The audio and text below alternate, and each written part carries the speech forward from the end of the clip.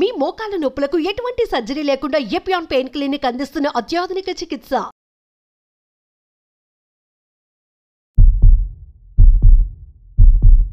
నమస్కారం. మనతో పాటు డాక్టర్ ఎల్వి గంగాధర శాస్త్రి గారు ఉన్నారు. గంగాధర శాస్త్రి గారు అనగానే భగవద్గీత గుర్తుకొస్తుంది. భగవద్గీతని తన సహజమైన గాన విధానంలో అందరికీ తెలియజేస్తూ దాదాపు 2 దశాబ్దాల పైనుంచి అంకితమై ప్రపంచవ్యాప్తంగా తన జీవితాన్ని పునీతం చేసుకుంటూ అటువంటి గంగాధర శాస్త్రి గారిని అడిగి మానసిక ఆరోగ్యము, శారీరక ఆరోగ్యము, ఆధ్యాత్మికత, సంగీతం ద్వారా ఎటువంటి ఆరోగ్యాన్ని పొందవచ్చు, ఎలా ఆరోగ్యాన్ని పొందవచ్చు, ఇటువంటి విషయాలు విశేషాలన్నీ తెలుసుకునే ప్రయత్నం చేద్దాం. నమస్కారం సార్. నమస్కారం. కొంతమంది చూడగానే ఆనందం కలుగుతుంది కదా, మనిషి ఆనందానే కదా కోరుకుంటాడు. అంతే కదా, పాజిటివ్ భావన అంటారు. పాజిటివ్ భావన ఎందుకు కలుగుతుందంటే మీరు పాజిటివ్నెస్ అనే ఒక తపస్సు చేయటం వల్లే అది బయటకు వస్తుంది. అంతే. Face is the index of our mind అంటాం కదా మనం.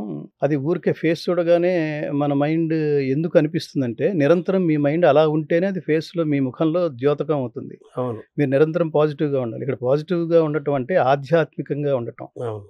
ఆధ్యాత్మికం మనలో మన మనస్సుని, బుద్ధిని, ఆత్మని చైతన్యపరిచి మనం ఏదైతే ప్రకృతి నుంచి, పరమాత్మ నుంచి శక్తుల్ని మనం స్వీకరిస్తున్నామో అది తిరిగి లోకక్షేమం కోసం ఖర్చు పెట్టడానికి నిరంతరం మన మనస్సు ఉవ్విళ్ళూరుతూ ఉంటుంది. ఇవాళ ఎంతమందిని ప్రభావితం చేశాం, ఎంతమందిని కలిసాం, ఎంతమందికి మంచిని పంచిపెట్టగలిగాం, అలా అనిపిస్తుంది. రేపేమిటి నెక్స్ట్ లెవెల్, ఇవన్నీ చాలా చాలా మంచి చిన్న చిన్న పదాలాగా అనిపిస్తాయి. నెక్స్ట్ లెవెల్ అమెరికాలో చాలా ఫ్రీక్వెంట్గా వినపడే పదం. అంటే always you have to be in next level. నిన్న ఉన్నట్టు ఇవాళ ఉండద్దు. ఇవాళ నిన్న లేచిన వేళ విశేషం, శర్మగారి దగ్గర నుంచి 4 మంచి ముక్కలు నేను విన్నాను. ఎల్లుండి ఆ విన్నది మళ్ళీ పునశ్చరణ చేసుకున్నాను. ఆ తర్వాత రోజు దాన్ని ఆచరించడానికి నేను ప్రయత్నిస్తున్నాను. ఇప్పుడు ఎంత ఆనందంగా ఉందో. ఇవన్నీ నెక్స్ట్ లెవెల్స్. స్టూడెంట్స్కి, యూనివర్సిటీస్కి, కాలేజెస్కి ఈ పర్సనాలిటీ డెవలప్మెంట్ డిస్కోర్సెస్ రూపంలో, అలాగే మోటివేషన్ స్పీచెస్ ఇవ్వడం కోసం వెళ్ళినప్పుడు వాళ్ళకి ఖచ్చితంగా చెప్పేది ఏంటంటే మీరు చిన్నప్పటి నుంచి మీరు డైరీ రాయడం అలవాటు చేసుకోండి. అదేదో ఏజ్డ్ వాళ్ళ చేతిలో కనిపించేది కాదు డైరీ ఏం తెలుస్తుందంటే diary is index of your regular practice and mind also about your thinking. ఇవాళ ఏం చేసాం అది రాయి. రేపు నెక్స్ట్ పేజీకి వెళ్ళినప్పుడు ఆ ముందు రోజు ఏం చేసావు ఒకసారి తిరిగి చూసుకుంటే నిన్నంతా వేస్ట్ చేసాం అనుకోవాలి. అది తెలియాలి. లేదా నిన్న గొప్ప పని చేస్తే దానికి నెక్స్ట్ లెవెల్ పని ఏదో చేయాలి. అదే మన ఇన్స్పైర్ చేస్తుంది. ఇది చాలా గుడ్ హ్యాబిట్ ఇది. సో ఇవన్నీ అంటే అట్లాంటి మార్గాన్ని ప్రవేశపెట్టగలిగే ప్రపంచంలో ఏకైక గ్రంథం, ఏకైక మహోత్కృష్టమైన కర్తవ్య బోధ గ్రంథం భగవద్గీతను అసలు అలా పిలవాలని నేను ఇష్టపడతాను. భగవద్గీత చాలా ప్రపంచంలో కోట్లాది మంది మహాత్ముల్ని సైతం ఇన్స్పైర్ చేయగలిగిన కర్తవ్య దీక్షా గ్రంథం, కర్తవ్య ప్రబోధ గ్రంథం భగవద్గీత. ఇది what to do, what not to do, ఏం చేయాలి, ఏం చేయకూడదు. భగవద్గీత ఎంతోమందికి జ్ఞానజ్యోతులు వెలిగించడంతో పాటు, జీవితంలో ఆనందాన్ని ఇవ్వడంతో పాటు, విజయాన్ని కలిగించడంతో పాటు చాలామంది కష్టాల నుంచి కూడా బయటపడేసింది కదా. అంతే కదా, కష్టాల నుంచి బయటపడడం అంటే అది అర్థం. ఇప్పుడు మనం నిజంగా కష్టం వస్తుంది, కష్టాన్ని ఎలా తీసుకోవాలో భగవద్గీత చెప్తుంది. ఇప్పుడు నేను వస్తున్నప్పుడు ఫోన్లో మెసేజ్ చూశాను, గురుగారు మీరు ఇందాక కాల్ చేశారు, నేను చిన్న పనిలో ఉన్నాను, నేను ఇప్పుడే చేస్తాను అని. ఆ పని ఏమిటో కూడా రాశారు. ఆ పని ఏమిటంటే ఎవరో చాలా తీవ్రమైన బాధలో ఉన్నారట, ఆత్మహత్య చేసుకోవాలనే ఆలోచనలో ఉన్నారు. వాళ్ళకి తలంటి పోసే బిజీలో ఉన్నాడు, కౌన్సిలింగ్లో ఉన్నాడు. అది చాలా చాలా చాలా విలువైన సమయం అది.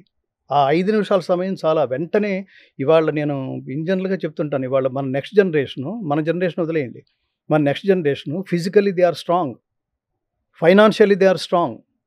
మనకి సందుల్లో జిమ్లు ఉండేవి కాదు, మన అసలు జిమ్లు అనే కాన్సెప్ట్కి చాలా దూరంగా సహజంగా నడక ఉంది. కానీ ఇవాళ జనరేషను ఖచ్చితంగా వాళ్ళకున్న ఈ యాక్టివిటీస్ కారణంగా, సమయం లేకపోవడం కారణంగా ఏదో రోజుకు అరగంట పెట్టుకుని ఇంటికి పక్కనే మన సందులోనే ఉండే జిమ్కి వెళ్తున్నారు. It's good, physically they are healthy now. అలాగే ఫైనాన్షియల్గా మనం నెలకి ₹1,00,000 సంపాదించడం అనే పరిస్థితి వచ్చేసరికి ఏజ్ అయిపోయింది. కానీ వాళ్ళ పిల్లలు పుడుతూనే, చదువు అయిపోతూనే వాళ్ళ ప్రారంభ శాలరీ 1,00,000, 2,00,000, 3,00,000, 4,00,000, 5,00,000. అంటే రూపాయి వాల్యూ పడిపోతూ వస్తుంది. వాళ్ళు అన్ని లక్షలు చూడగలుగుతున్నారు. So financially, economically they are strong.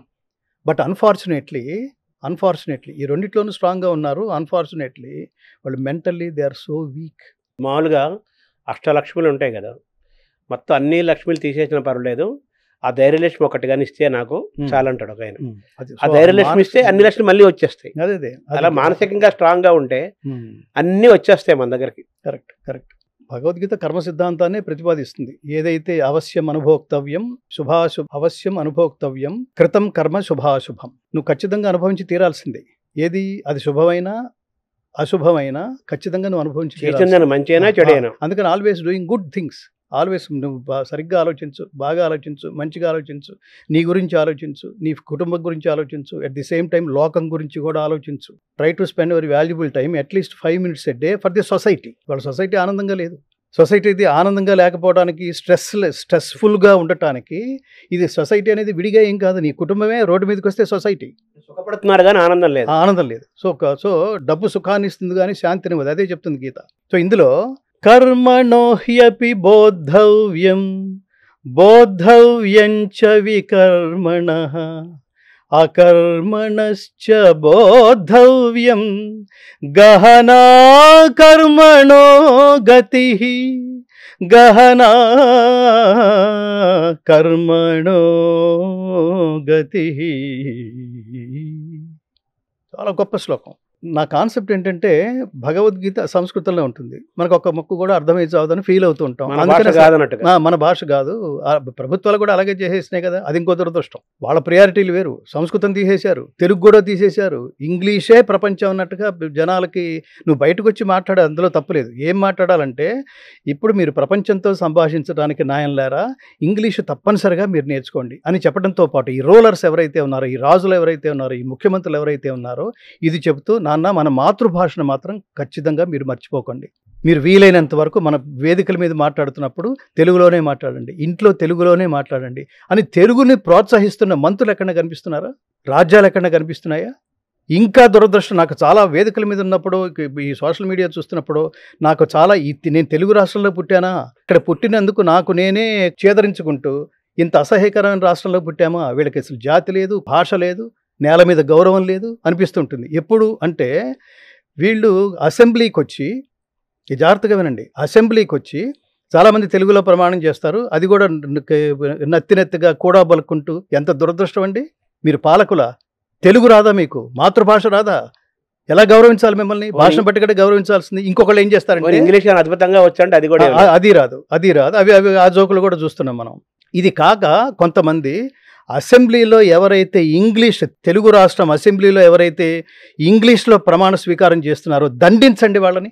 వాళ్ళు ఏం చేయాలో అర్థం కాదు నాకు. ఇట్లా చేయలేస్తుంది. ఎట్లాగే మాతృభాషని, మాతృభూమిని, మాతృదేశాన్ని, మాతృ సంస్కృతిని దీన్ని గౌరవించేవాడు కదా నిజమైన దేశభక్తుడు. మీరేంటారా కనీస స్పృహ కూడా లేకుండా బతికేస్తున్నారు ఏమిట్రా అని అడగాలనిపిస్తుంది. మీరా మా నేత, నేను ఎలా గౌరవించాలి? అసెంబ్లీ సాక్షిగా నమస్కారం సార్ అంటుంటే యా అంటాడు. అసెంబ్లీ సాక్షిగా అట్లా తెలుగు తప్పులు మాట్లాడినా, తెలుగులో సరిగ్గా మాట్లాడలేకపోయినా, తెలుగు పట్లే నీకు మమకారం లేదు, తెలుగు వాళ్ళ పట్ల ఎలా ఉంటుంది నీకు? సో అట్లా కర్మణోహ్యపి బోద్ధవ్యం, బోద్ధవ్యం చ వికర్మణః, అకర్మణశ్చ బోద్ధవ్యం, గహనా కర్మణో గతి. కర్మ సిద్ధాంతాన్ని బోధించే భగవద్గీత కర్మ 3 విధాలని చెప్తోంది. ఆ 3 విధాల్లో మొదటి కర్మ, కర్మ వికర్మ అకర్మ. కర్మణశ్చ బోద్ధవ్యం. కర్మ అంటే ఏమిటంటే నీ ప్రపంచానికి ఏదైతే నీ వల్ల ఉపయోగం ఉందో, ఏదైతే వేదోక్తమైన కర్మలు మాత్రమే కర్మలని చెప్పబడుతున్నాయని వేదం ప్రతిపాదిస్తోందో ఆ కర్మలు చేస్తేనే అది పరమాత్మ కర్మగా భావిస్తాడు. ఏది పడితే ఆ పనులన్నీ చేసి ఇవన్నీ కర్మల కింద లెక్క. నువ్వు గోక్కున్నా, నువ్వు గిల్లుకున్నా, నువ్వు తుమ్మినా ప్రతిదీ కర్మ. ఇవి జంతువులు కూడా చేస్తాయి. కర్మలు వేరు, కర్మ వేరు. సో అంటే ఏ కర్మ చేయటం వల్ల, ఏ పని చేయటం వల్ల లోకం క్షేమంగా ఉంటుందో, పరమాత్మ ఏ శక్తులైతే నీకు ఇస్తే దాన్ని కర్మగా మార్చి లోకక్షేమం కోసం, అంతా ఆనందంగా ఉండటం కోసం దాన్ని కేటాయిస్తావో అది కర్మ. రెండవది నిషిద్ధమైన కర్మ. అంటే ఏ కర్మలు చేయటం వల్ల లోకం అశాంతిగా ఉంటుందో, ఏ కర్మ చేయటం వల్ల నీకు లోకానికి ఉపయోగం ఉండదో, ఏ కర్మ చేయటం వల్ల నువ్వు వెళ్ళిపోయిన తర్వాత కూడా ప్రజలు నిన్ను గుర్తుపెట్టుకునే అవకాశం లేదో అలాంటి కర్మ అకర్మ. ఇంకా వికర్మ అంటే ఇంకా అసలు పూర్తిగా వాడు ఏం పని చేయడు అనమాట, బద్ధగస్తుడి స్థితి. అలాంటి వాళ్ళు కూడా కొంతమంది ఉంటారు. మహానుభావులు ఏమంటారంటే వాడు పని చేయకుండానే అవన్నీ లేదా టైం బాగుంటే, అదృష్టం బాగుంటే అవన్నీ మన దగ్గరకు వస్తాయి. లేకపోతే నువ్వెంత కష్టపడ్డా అది నీకు కలిసి రాదు, ఎంత కష్టపడ్డా అది నీకు ఫలించదు అని మాట్లాడుతుంటాడు. సో అట్లాంటి వాటి జోలికి వెళ్లకుండా నిరంతరం కర్మే చెయ్యాలి అంటే శ్రీకృష్ణ పరమాత్మ జాతికి స్పష్టంగా చెప్పింది.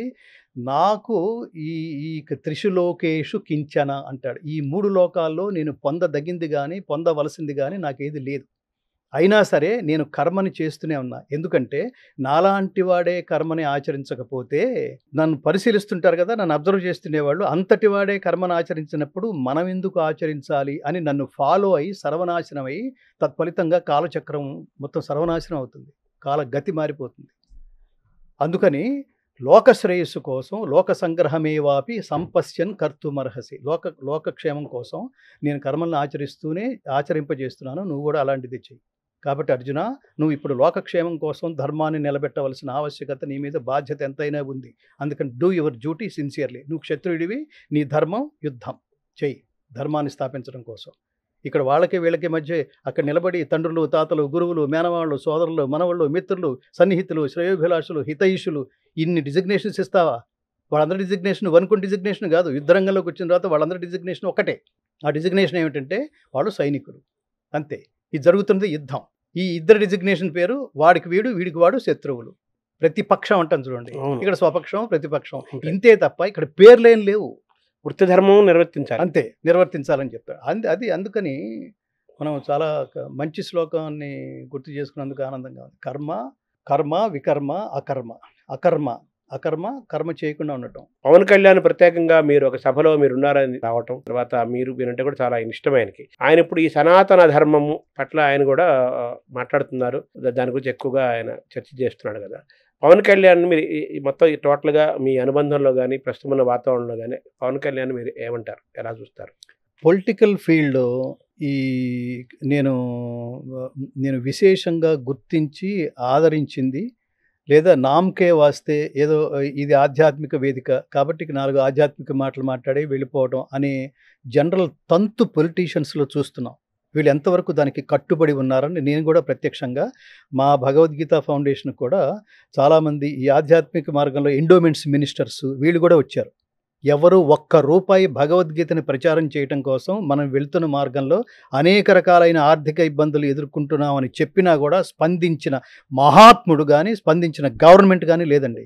ఇది నేను చాలా సిగ్గుపడుతున్నాను. ఒక వ్యక్తి తన జీవితం అంతా సమాజ శ్రేయస్సు కోసం అన్నీ వదిలేసి, మీరు అన్నీ ఎంక్వైరీ చేసుకోవచ్చు, మాకేం ఆస్తులు ఉన్నాయో ఎంక్వైరీ చేసుకోవచ్చు, అన్నీ వదిలేసి ఒక వ్యక్తి సమాజ శ్రేయస్సు కోసం సమాజంలోకి అన్నీ వదిలేసి అడుగు పెడితే వాడిని కాపాడుకోవాల్సిన బాధ్యత సమాజానికి, ప్రభుత్వానికి లేదండి. మాలాంటి వాళ్ళు వెళ్ళి అడుక్కోవాలండి, మాకు ఇది కావాలని అడుక్కోవాలా? ఇన్ని రకాలుగా కనిపిస్తుంటే మీకు అసలు చేమ కొట్టినట్టు కూడా లేదా? స్పందించరా? స్పందిస్తే 4 చివరి నుంచే స్పందిస్తారా? ఒకవేళ స్పందిస్తే మీరు ఏమంటారు, మాట వరుసకి స్పందించి తర్వాత మేము మా జీవితాంతం మేము మీ చుట్టూ తిరుగుతూ ఉండాలా? అది మీకు ఆనందమా? నెక్స్ట్ లెవెల్కి తీసుకువెళ్ళరా? అట్లాంటి వాతావరణంలో పవన్ కళ్యాణ్ అనే ఒక గ్రేట్, ఒక కమిటెడ్ వ్యక్తి. అతనుకున్న పిచ్చ మామూలు పిచ్చ కాదు. నేను ఆల్రెడీ చెప్పాను, పిచ్చ అంటే తపస్సు అని అర్థం. వాడికి పాటలు పిచ్చి, వాడికి నాటకాలు పిచ్చి, వాడికి సినిమాలు పిచ్చి, అంటే వాడికి అది తప్ప వేరే ఆసక్తి లేదు. అదే వాడికి జీవితంగా బతుకుతున్న వాడినే మనం పిచ్చి అని మాట్లాడతాం. పిచ్చి అంటే తపస్సు అని అర్థం. ఇక్కడ ఇతను ప్రాక్టికల్గా నేను ఎందుకు అతనితో కనెక్ట్ అయ్యానంటే, నేను నా ఆస్తిని, ఆదాయాన్ని, సర్వస్వం భగవద్గీతకి నా భార్య పర్మిషన్ కూడా లేకుండా ఏమైనా ఏమన్నా అనుకుంటే ఏమవుతుందో తెలియదు. కానీ తను ఏం అనుకోలేదు. నా భార్య అర్చన తను ఏమి అనుకోకపోవడం వల్ల, ఇంకా పైగా తన చేతుకున్న గాజులు కూడా పెట్టి నిన్ను ప్రోత్సహించడానికి సిద్ధంగా ఉన్నాను, డబ్బు లేనప్పుడు నువ్వు ఏమంటారు ఇబ్బంది పడకండి అనే స్థితిలో ఉండటం వల్ల ఇది పూర్తయింది. Hats off to the God, great. ఇక్కడ అట్లా నీ చుట్టూతా నువ్వెంత సంపాదించావో అదంతా ప్రజల కోసం ఖర్చు పెట్టడానికి, త్యాగం చేయడానికి సిద్ధంగా ఉన్న ఒక మినిస్టర్ని నా పదవీ కాలంలో ఎంత వెనకేసుకున్నాను అని ప్రతి ఒక్కళ్ళలోనూ కదా. ఇతనేంటి అలా ఉన్నాడేంటి? ఇంకా అసలు అది ఏ స్థితికి వెళ్ళిందంటే జనాలు గుర్తించగా అతను ఎక్కడో పాపం ఒక చోట సప్రెస్ అయ్యి, కనీసం ఈసారైనా నన్ను అసెంబ్లీకి పంపించండి రా, నాకు అసలు కళ్ళ నీళ్ళు వచ్చేసినాయి. అసెంబ్లీకి పంపించమంటే ఇతను ఏదో 4 స్టిల్స్ దిగడం కోసం కాదు కదా. అతని అంతరాత్మ, అతను ఏదో doing something good to the people. Vivekananda అంటాడు, నిజమైన శాశ్వతమైన ఆనందం అంటే మన వల్ల ప్రయోజనం పొందిన వాళ్ళ కళ్ళల్లో కనిపించే ఆనందం చూసి ఆనందించటమే నిజమైన శాశ్వతమైన ఆనందం. వ్యక్తిగా ఉన్నప్పుడు అతను కొంతే చేయగలడు, ఎంత చేసినా 100 కోట్ల, 200 కోట్ల, 1000 కోట్ల అంతవరకే చేయగలడు. ఒక వ్యవస్థలోకి వెళ్ళిపోయిన తర్వాత, రాజకీయం అనే ఒక పవర్ఫుల్ వ్యవస్థలోకి వెళితే అది అన్లిమిటెడ్ చాకరీ, పెద్ద చాకరీ అది. ఈ సినిమాలో ఉండే సెన్సిటివిటీ, అడుగడుగున మడుగులొత్తే సినిమా ఇండస్ట్రీలో ఉండి ఆ భోగాలు అనుభవించే వ్యక్తికి ఇట్లాంటి డైవర్షన్ ఏంటి? అది దైవేచ్ఛ ఉంటే తప్ప, దైవానుగ్రహం ఉంటే తప్ప. నేను అందుకని చెప్తాను, నాన్ ఋషి కురుతే కావ్యం నా విష్ణు పృథివీపతి. విష్ణువంశ లేకపోతే మీకు నాన్ ఋషి కురుతే కావ్యం, ఋషి కాకపోతే సత్కావ్యాలు రచించలేడు, గంధర్వాంశ లేకపోతే గాయకుడు కాలేడు, అందగాడు కాలేడు, దైవాంశ లేకపోతే అన్నదానం చేయలేడు, విష్ణువంశ లేకపోతే ప్రభువు కాలేడు. సో పవన్ కళ్యాణ్ ప్రభువు, విష్ణువంశ ఉన్నవాడు. అలాంటి వాడి నోట్లోంచి సనాతన ధర్మం ఒక పాయింట్ ఆఫ్ టైంలో సనాతన ధర్మం అని పెట్టి ఉలిక్కిపడ్డా. నేను కొండకచో సనాతన ధర్మం తెలిసి మాట్లాడుతున్నాడా తెలియక మాట్లాడుతున్నాడా? అందులోకి ఎప్పుడు వెళ్ళిపోయాడు ఇతను? ఈ ఇంత చాలా పెద్ద సముద్రం, అది జ్ఞాన సముద్రం సనాతన ధర్మం అంటే. అలా అనుకున్నవాడిని సనాతన ధర్మం కోసం I wanted to do something అంటే, నేను ఆ మధ్యన ఎక్కడో ఒక కార్యక్రమంలో నేను ఎక్కడో మిస్ అయ్యాను, ఆయన కలవడం ఎక్కడో మిస్ అయ్యాను. ఆ రోజు నేను ఆయనకి చెప్దాం అనుకున్నా, సనాతన ధర్మం ఏమిటి, అది నిలబడాలంటే ప్రభుత్వం తరఫు నుంచి మీరు చేయాల్సింది ఏమిటి. అది నేను మన విలువైన సుమన్ టీవీ ద్వారా నేను వారికి చెప్దాం అనుకున్నా, పవన్ కళ్యాణ్ గారు చెప్దాం అనుకున్నా. పవన్ కళ్యాణ్ గారు, మీరు కారణ జన్మలు, నిత్య జీవితంలో రణజన్ములు, నిరంతరం ఫైటింగే. ఈ కారణ జన్మలో మీ నోట్లోంచి పరమాత్ముడు సనాతన ధర్మం అనే పదం ఉపయోగించాడంటే అలా ఉపయోగించిన తర్వాత కొన్ని కోట్ల మంది ఇంటర్నెట్లోకి వెళ్ళి సనాతన ధర్మం ఉన్నాడేంటి పవన్ కళ్యాణ్ గారు, ఏమిటి దాని మీనింగ్ ఏమిటి అని ఈ కొత్త జనరేషన్ వీళ్ళకి అసలు తెలియదు కదా, సెర్చ్ చేయడం మొదలెట్టారు. ఈ సెర్చింగ్ ఆ పదానికి కొన్ని కోట్లు, అంత ప్రభావితం ఉన్న, అంత శక్తిమంతుడు అతను. నీకు దీర్ఘ జీవితం కావాలా, దివ్య జీవితం కావాలా అని అడిగితే శంకరాచార్య చెప్తాడు, ఆయన 32 ఏళ్ళకి వెళ్ళిపోయాడు, చేయాల్సింది మొత్తం ప్రపంచానికి చేసి వెళ్ళిపోయాడు. అలాంటి దివ్య జీవితం గడపగలిగే శక్తి పవన్ కళ్యాణ్ గారికి ఇచ్చినట్టుగా నేను ఫీల్ అయ్యా. ఇక్కడ సనాతన ధర్మం అంటే రెండు చాలా విలువైన పదాలు, చాలా రెండు పవర్ఫుల్ పదాలు. సనాతనం అంటే నిత్యమైంది, శాశ్వతమైంది అని అర్థం, మార్పు చెందందని అర్థం. ఒకడు ఆశ కలిగిందా, అప్పుడు విశ్వాసం కలుగుతుందా పవన్ కళ్యాణ్? ఖచ్చితంగా. ఇది నేను లెట్ మీ కంప్లీట్. సో ఈ సనాతనం అంటే శాశ్వతమైంది, ఎవ్వరూ నశింప చేయలేరు. నహన్యతే హన్యమానే శరీరే, చంపబడేది శరీరమే కానీ ఆత్మ కాదు అని పరమాత్మ ఎలా అయితే చెప్తున్నాడో, అలా ఈ ధర్మాన్ని ఎవ్వడూ నశింప చేయలేడు. ఇప్పుడు చూడండి, సంభాజీ అనే పేరుతో ఇవాళ ఆ సినిమా వస్తే, చావా సినిమా, సంభాజీ, అసలు జనాలుగా ఈ దేశం ఎంత ఉడికిపోతుందండి, ఎంత భావోద్వేగానికి లోనైందండి. ధర్మం ఎప్పటికీ చచ్చిపోదు. సో ఇందులో రెండు పదాలు, సనాతనం అంటే శాశ్వతమైంది, ధర్మం అంటే సర్వజనామోదయోగ్యమైన కర్మ. దీని పేరు అందరూ, నువ్వు ఏ పని చేస్తే జనాలందరూ ఆమోదిస్తున్నారో, ఆనందిస్తున్నారో, ఆశీర్వదిస్తారో అది నిజమైన కర్మ. ఇలాంటి కర్మ పేరే ధర్మము. సర్వజనామోదయోగ్యమైన ఏ కర్మను అనుభవించటం వల్ల, ఏ కర్మని ఆచరించటం వల్ల నీకు ఆనందం కలుగుతుందో అట్టి సుఖం పేరు, అట్టి కర్మ పేరు, అట్టి మార్గం పేరు ధర్మము అని అర్థం. ఆ మార్గంలో ఉన్నాడు పవన్ కళ్యాణ్ గారు. సో దీనిని నిలబెట్టాలంటే అది ఒక్కడి వల్ల అవుతుందా? ఇది రెండో క్వశ్చన్. ఎస్, అవుతుంది. ఏ రూపంలో అవుతుంది? సింగిల్ మ్యాన్ రూపంలో అవుతుంది. ఇప్పుడు నేను చెప్తున్నాను, నా వల్ల పూర్తిగా అయిపోతుందా? ఇదే ప్లేస్లో కూర్చుని పవన్ కళ్యాణ్ గారు చెప్పినా కూడా కొంతవరకే సాధ్యం అది. ఇప్పుడు డిప్యూటీ సీఎం పదవిలో ఉన్నాడు ఆయన. ఇప్పుడు కొన్ని కోట్ల మంది కదులుతున్నారు. కదిలిన వాళ్ళని ఇప్పుడు చెప్పండి, మేము సగం దూరంలో ఉన్నాం, ఇంకెక్కడికి వెళ్ళాలి, ఎక్కడికి తీసుకెళ్తున్నారు చెప్పమంటే ఆయన దగ్గర సమాధానం రెడీగా ఉండాలి, దానికోసం సిలబస్ రెడీగా ఉండాలి. ఈ ప్రయాణంలో మీరు పవన్ కళ్యాణ్తో కలిసి వర్క్ చేస్తారా? సనాతన డెఫినెట్గా పిలవమనండి. మాలాంటి వాళ్ళు లక్షల మంది లైన్లో ఉంటారు, ఆయన పక్కనే ఉంటారు. ఎందుకంటే మేము ఒక దైవం కోసం ఎదురు చూస్తున్నాం, ఒక శాసకుడి కోసం ఎదురు చూస్తున్నాం, ఒక సరైన పాలకుడి కోసం ఎదురు చూస్తున్నాం, ఒక ధర్మవర్తనుడి కోసం ఎదురు చూస్తున్నాం. సో ఆయనకి చెప్పాలనుకుంటుంది ఏంటంటే, దీన్ని ఉద్యమంలాగానే కాకుండా సనాతన ధర్మానికి ఎక్కడ గ్లాని కలిగినా అక్కడ తీవ్రమైన శిక్ష ఉండాలి. ఇది పవన్ కళ్యాణ్ గారు నోట్ చేసుకోవాలి ప్రభుత్వం నుంచి. నేను ఎప్పుడు చెప్తుంటాను, సనాతన ధర్మం మీద ఎవడో ఇష్టం ఉన్నట్టు మాట్లాడాడు. అసలు ముందు తిరుమల తిరుపతి దేవస్థానం నుంచి ఎప్పుడైనా మీరు ఖండన వెలువడిందా అండి? దేవీ దేవతల విగ్రహాలు పడగొట్టేశారు. ఎక్కడో పిఠాపురం అనే ఊళ్ళో 24 విగ్రహాలు. అప్పుడున్న ప్రభుత్వం వాడెవడో మతి భ్రమించి వాడికి పిచ్చి పట్టి దాన్ని కూలగొట్టేశారని వాడిని రక్షించేశారు. అది ప్రభుత్వం కొన్న స్థాయి. అట్లాంటి వాళ్ళు ఓట్లేస్తారండి వీళ్ళు? అతి దుర్జనీతి వక్తవ్యం అంటాడు భవభూతి ఉత్తరరామచరితంలో. అసలు ఎవరు దుర్జనులు అంటే వీళ్ళ హిందువులే దుర్జనులు. అంటే ఎవరైతే, హిందువులందరూ కాదు, ఎవరైతే అతి సంయమనం పాటించి వాడిని దేవుడే చూసుకుంటాడని వదిలేస్తారో ఇంతకంటే దుర్జనులు ఎవరు ఉన్నారు? వీళ్ళకి పట్టిన దుర్జనత్వం, వీళ్ళకి పట్టిన జబ్బు పేరు సెక్యులర్. అందరినీ సమానంగా చూడడం అనే పేరుతో మనల్ని నాశనం చేసేవాడిని నెత్తినెక్కించుకోవడం అనేది దారుణం. దీన్ని ఏం చేస్తారంటే, ప్రధానంగా మీ భగవద్గీత ఫౌండేషన్ ప్రధానమైన లక్ష్యం ఏదైతే పెట్టుకుందో దాన్ని దయచేసి మీరు రూల్గా పాస్ చేయండి. దానికి కూడా ఒక ఆలంబన ఉంది, దానికి కూడా ఒక రెఫరెన్స్ ఉంది. అదేంటంటే, గుజరాత్ ప్రభుత్వం ఏ రకంగా అయితే, ఇంకా మీరు ఎంక్వైరీ చేయండి, చాలా చోట్ల గుజరాత్ ప్రభుత్వం, కర్ణాటక ప్రభుత్వం వీళ్ళెలా అయితే భగవద్గీతని సిలబస్లో జాయిన్ చేశారో, ఎవడండి అడిగేది? నీ దేశపు జ్ఞాన భాండాగారాన్ని కాపాడుకుంటే ఈ దేశంలో ఉన్న మిగతా మతస్థులు హర్ట్ అవుతారా? Let them go, let them quit. అంటే పవన్ కళ్యాణ్ మీరు కోరేది ఏంటి? సిలబస్లో పెట్టమంటారు? ఖచ్చితంగా భగవద్గీతని రాబోయే రోజుల్లో మిగతా ప్రభుత్వాలు, మిగతా రాష్ట్రాలు చేసినట్టుగా దీన్ని భగవద్గీతని 5వ తరగతి నుంచే, అట్లీస్ట్ 5వ తరగతి నుంచే సిలబస్లో పెట్టండి. వాళ్ళకి శ్లోకాలు నేర్పించండి. మాలాంటి వాళ్ళు చెప్తారు, మిగతా మతాల వాళ్ళు ఎవరైనా ఇది మతాన్ని బోధిస్తోంది కదా అని ఎవరన్నా మాట్లాడితే వాళ్ళకు కూడా సమాధానం చెప్పేట్టుగా, లేదా వాళ్ళ చేత ప్రశ్నించబడని రీతిలో, ఉదాహరణకి యద్యదాచరతి శ్రేష్టస్తత్తదేవేతరో జనః సయత్ ప్రమాణం కురితే లోకః తదనువర్తతే. ఉత్తముడు దేన్ని ఆచరిస్తే లోకమంతా దాన్నే ఆచరిస్తుంది. ఉత్తముడు దేన్ని ప్రమాణంగా అంగీకరిస్తే లోకమంతా అతన్నే అనుసరిస్తుంది, ఆచరిస్తుంది. కాబట్టి నువ్వు జీవితంలో ఫస్ట్ నాన్న ప్రపంచమంతా నిన్ను చూసి ఇన్స్పైర్ అయ్యే స్థాయిలో నువ్వు ఉత్తముడిగా ఎదగాలి అని చెప్పే ఈ శ్లోకం, ఇది మతం అండి? ఎవడండి మతం అంది? భగవద్గీత అంతా ఇదే మాట్లాడుతుంది. కర్మణ్యేవాధికారస్తే, నీ డ్యూటీ సిన్సియర్గా చేయి. ఆ సిన్సియర్గా చేసిన డ్యూటీని లోకం కోసం చెయ్యి. అందరి కళ్ళల్లో ఆనందం చూడు. పనింటే ఇదిరా నాన్న, స్వార్థం మానేసి చెయ్యి. నీ జేబులో, నేను ఇందాక చెప్పాను, మీ జేబులోకి ఇదంతా భగవద్గీత చదివితే దాని ప్రభావం ఎలా ఉంటుందంటే, మీరు కష్టపడకుండా ఇతరుల జేబులోంచి వచ్చే ఒక్క రూపాయి అయినా మీరు విషంతో సమానంగా భావిస్తారు స్వామి. కాబట్టి ధర్మానికి సిలబస్ అయిన, ధర్మానికి మోస్ట్ ఇంపార్టెంట్ సబ్జెక్ట్ అయిన all the essence of all the dharmas is only Bhagavad Gita. దీన్ని పాఠ్యాంశంగా తెలుగు రాష్ట్రాల్లో ప్రవేశపెట్టండి పవన్ కళ్యాణ్ గారు, చంద్రబాబు నాయుడు గారు. ఇది మీ వల్లే సాధ్యం. మీరు ఊరికే దేవుడి గుడికి వెళ్ళి దండం పెట్టుకొస్తే మాలాంటి వాళ్ళు అంగీకరించం.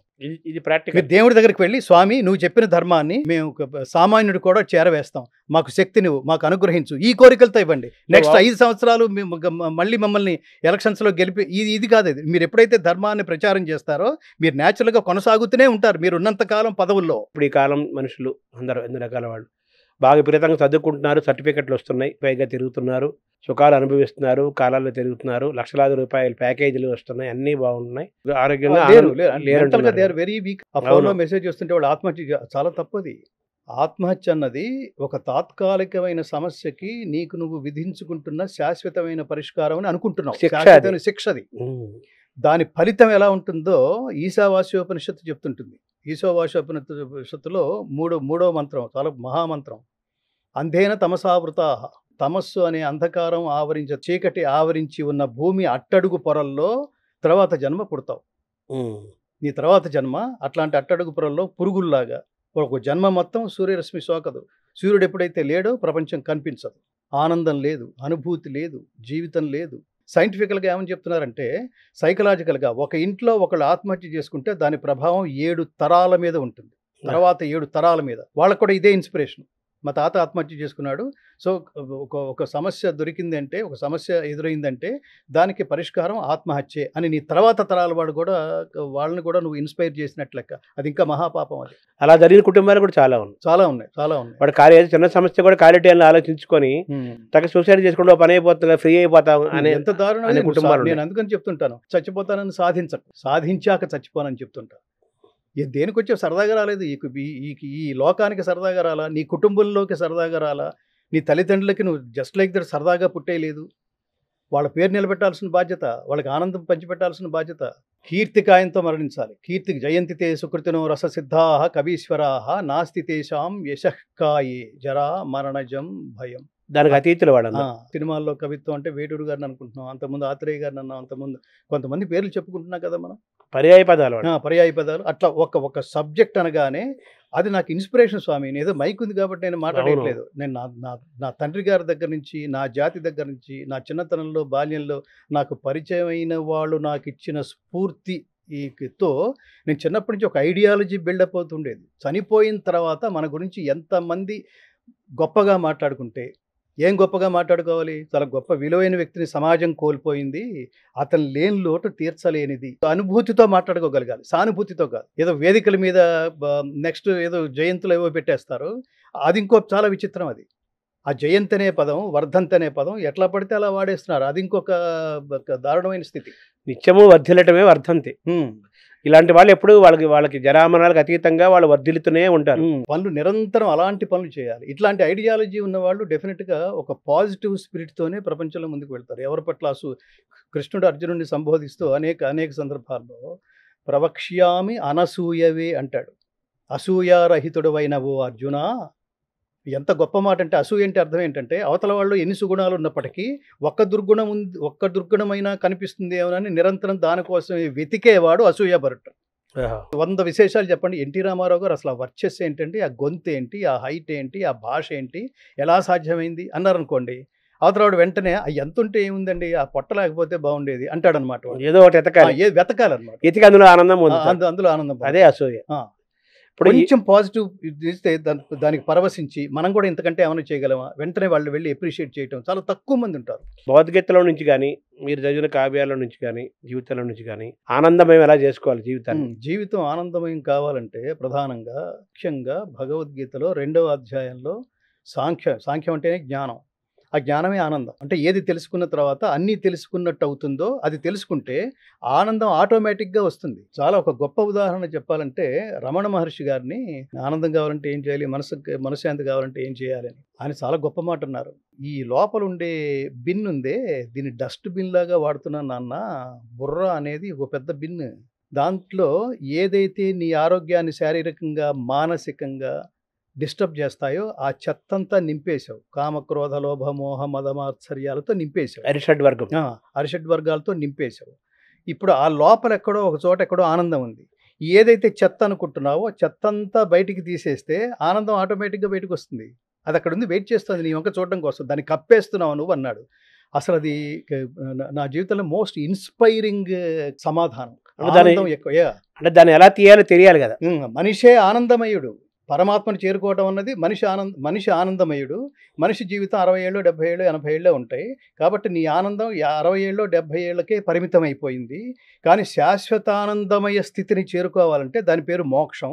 అందులోకి చేరుకోవాలంటే నీకు ఒక వెబ్ లాగా క్రియేట్ చేశాడు పరమాత్మ. వీటన్నిటినీ దాటుకుంటూ వెళితే, అంటే ఈ చెత్తా చెదారం అంతా తీసుకుంటూ వెళితే ఇంకా కనిపించేది వాడే. అదే మోక్షం, అదే ఆనందం, అదే జ్ఞానం. అంటే హైయెస్ట్ లెవెల్ ఆఫ్ ఆనందమే మోక్షం. అంతే. ఇప్పుడు భౌతికత ఏం చెబుతుంది?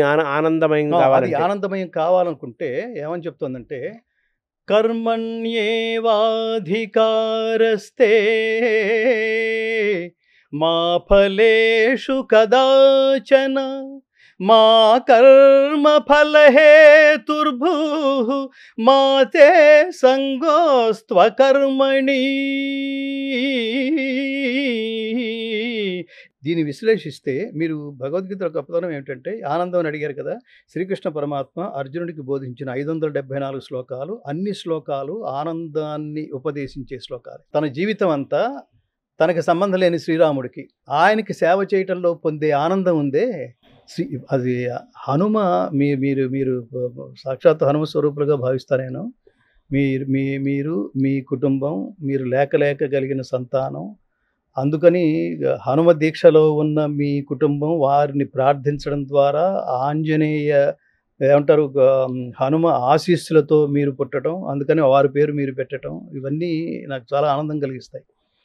ఇక్కడ హనుమ గొప్పతనం ఏమిటంటే, రామాయణ భారతాలు ఎందుకనే చదవమనేది, హనుమ గొప్పతనం ఏమిటంటే, తను ఎంత శక్తి ఉందో అంత శక్తి పరమాత్ముడికి ఆనందం కలిగించటంలో ఒక జీవితం కేటాయించడం అనేది చిన్న విషయం కాదు స్వామి. నువ్వు ఆనందం కలిగిస్తుంది సాధారణమైన మనిషి కాదు, దేవుడికి ఆనందం ఇచ్చినవాడా. అంత ఆనందం ఇచ్చినప్పుడు రామాయణంలో చివరి ఘట్టంలో హనుమా నీకేం కావాలో కోరుకో అని అడిగాడు. మహాత్ములు కోరుకోమంటే అలా ఉంటుంది. అలాగే నీకేం కావాలి విభీషణ అని అడిగాడు. విభీషణుడు ఏమన్నాడంటే, ముందు ఎంతటి దారుణమైన స్థితి ఉన్నా, ఎంతటి విపత్కరమైన స్థితి కలిగినప్పటికీ నా మనస్సు నా మార్గం ధర్మాన్ని అతిచరించని మానసిక స్థితిని నాకు ప్రసాదించు పరమాత్మ అని అడిగాడు అతను. ధర్మం తప్పకుండా నన్ను బతకనివ్వమని. ఎంత గొప్ప మాట అది.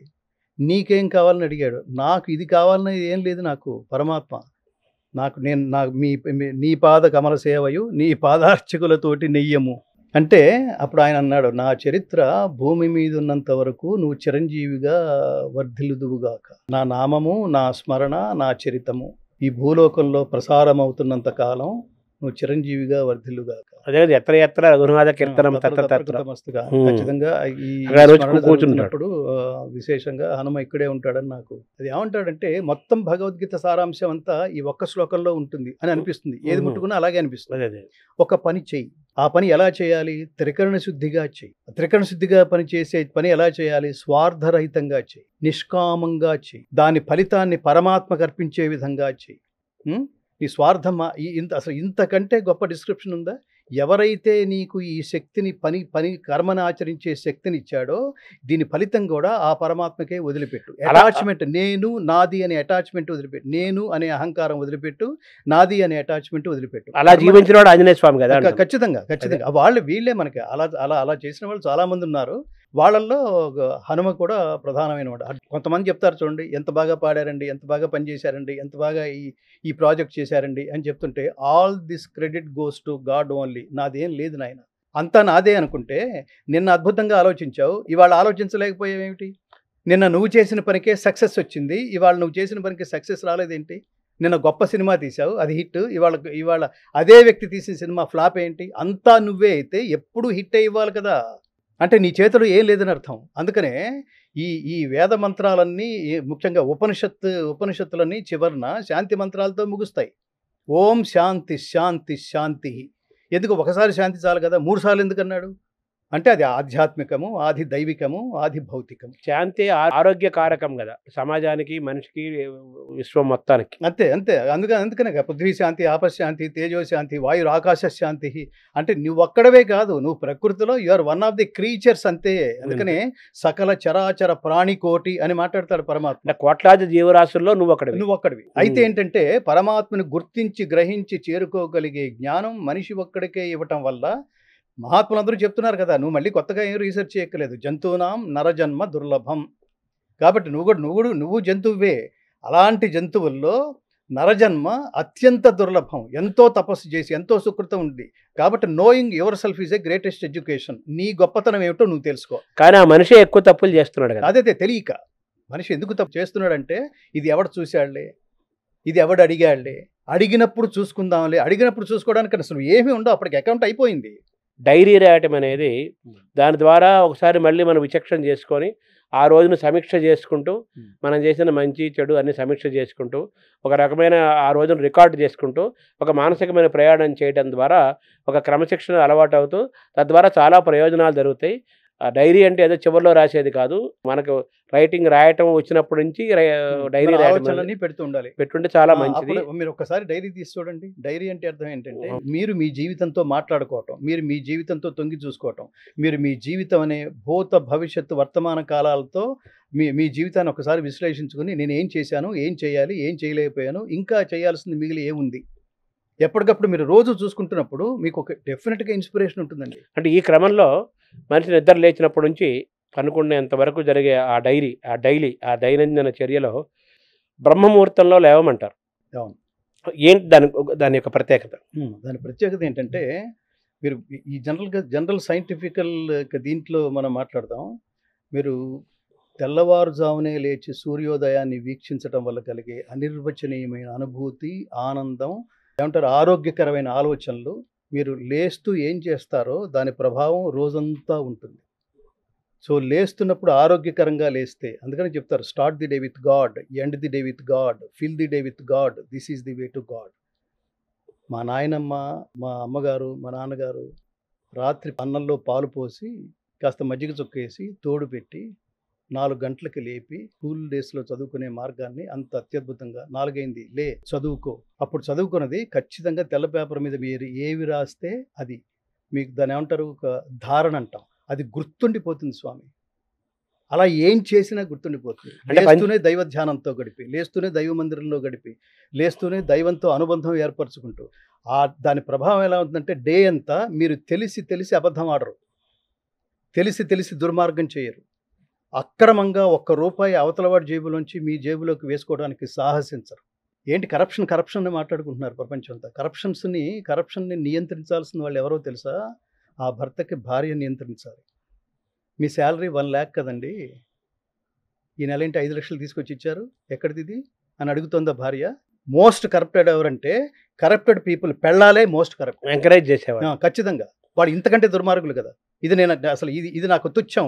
ఇది నాకు మీరు 100 రూపాయలు తెచ్చినా నాకు ఆనందం అండి. నాకు నేత చీర తెచ్చిన ఆనందం అండి, కాటన్ చీర తెచ్చిన ఆనందం అండి. మీరు ఎక్స్ట్రా తెచ్చారే అది ఖచ్చితంగా అక్రమే. అసలు అది నాకు నా పిల్లలకి. అందుకని దీన్ని చాలా లోతులకు వెళ్ళి మహాత్ములు చెప్తారు. మీరు అబద్ధం ఆడో దుర్మార్గాల ద్వారానో మీరు సంపాదించిన ధనంతో కొనుక్కుని తినే అన్నం ఉందే, అది మీకు ఆరోగ్యాన్ని, సంస్కారాన్ని, ఉత్తమ జన్మల్ని, తర్వాత మీరు మీ ఇంట్లో పుట్టబోయే ఉత్తమ సంతానాన్ని ప్రసాదించద్దు.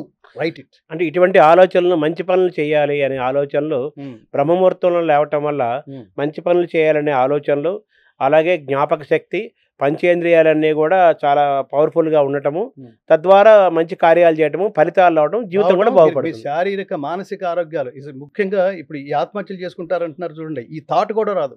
మీరు భగవద్గీత చదవండి, బ్రహ్మముహూర్తంలో లేవండి, వీలైనంత ఎర్లీగా లేవండి. ఇంకా వీలైనంతగా అంటే ఇంకా లేటుగా లేచినా సూర్యోదయానికి ముందే లేచి ఒక 2 నిమిషాలు సూర్యోదయాన్ని, ప్రతిరోజు సూర్యోదయాన్ని ప్రత్యక్షం చేసుకునే ప్రయత్నం చేయండి. ఎంత ఆనందం అండి. సూర్యుని చూడండి, ఒకరోజు సూర్యుని చూడండి. ఈ ఆనందంతో పాటు శారీరక ఆనందం కూడా 2 మిక్స్ చేసి మన వాళ్ళు తయారు చేసిందే ఉదయం మనం సూర్య నమస్కారాలని, యోగా అని, యోగం పడుతుంది. యుజ్యతే ఇది యోగ. యోగం అంటే కలయిక. ఎవరితో కలయిక? ఈ జీవాత్మ పరమాత్మతో కలయిక. ఎప్పటికీ కనపడ్డు పరమాత్మ కనపడ్డు. చాలా మంది అడిగే ప్రశ్న, అసలు దేవుడు ఉన్నాడా? ఎస్ ఉన్నాడు. ఉంటే ఎందుకు కనపడ్డు అంటే ఉంటే కనపడ్డు. ఇప్పుడు మీరు పనిచేస్తున్న ఆర్గనైజేషన్కి ఒక చీఫ్ ఉంటాడు, కనిపిస్తాడా? ప్రతిరోజు మీకు కనిపిస్తూ ఉంటాడా?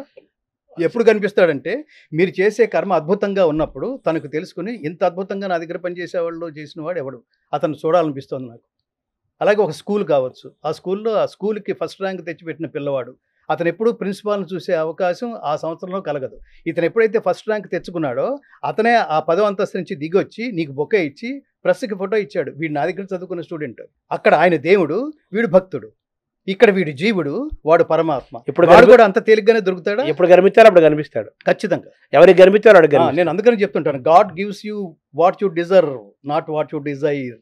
దేవుడు కోరికని బట్టి ఇవ్వడు, అర్హతను బట్టి ఇస్తాడు. అట్లాగే నీకున్న అర్హత ఏమిటో నువ్వు ప్రూవ్ చేసుకోవాల్సిన అవసరం ఉంది. వాడొచ్చి కనిపించి వాడు ప్రూవ్ చేసుకోవడం ఏమిటి? నేను దేవుణ్ణని పరమాత్మ వచ్చి ప్రూవ్ చేసుకుంటాడా? ఎంతకాలం ఉంటావు నువ్వు ఈ ప్రపంచంలో? గుర్తుపెట్టుకోండి, ఈ ప్రపంచంలో నేను అని మాట్లాడగలిగే, అహం అని మాట్లాడగలిగే అర్హత ఒక్క పరమాత్మకి మాత్రమే. సృష్టికి ముందున్నాడు, సృష్టిలో ఉంటాడు, సృష్టిల తర్వాత ఉంటాడు. అవసరమైతే మేకప్ అంటాడు, అనవసరం అనుకుంటే ప్యాకప్ అంటాడు. అంతే. ఇప్పుడు మీరు బ్రహ్మముహూర్తంలో లేవటం ద్వారా మీరు స్వయంగా మీ జీవితంలో నుంచి మీరు అనుభవించారు. ఖచ్చితంగా. అందుకని చెప్పగలుగుతున్నాను. భగవద్గీత ఎంత అద్భుతంగా నేను చేయగలగటానికి అది నేను అనే అహంకారంతో చెప్పట్లేదు స్వామి. నాలో ఇన్ని శక్తులు ప్రవేశించడం వల్ల పరమాత్మే నాతో చేయించుకున్నాడనే భావంతో ఉంటా నేను. ఆత్మౌపమ్యేన సర్వత్ర సమం పశ్యతి యోర్జున సుఖం వా యది వా దుఃఖం సయోగి పరమో